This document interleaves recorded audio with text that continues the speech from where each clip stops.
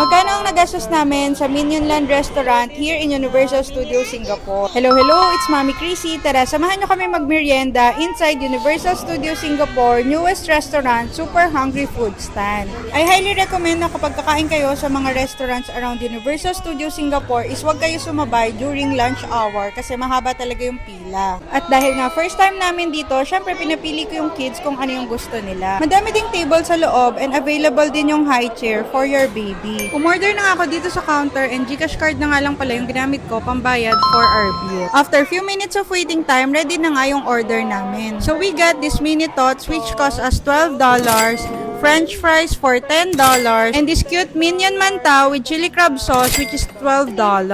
Ayan, at nauna na nga kumain si Faith ng minion tots.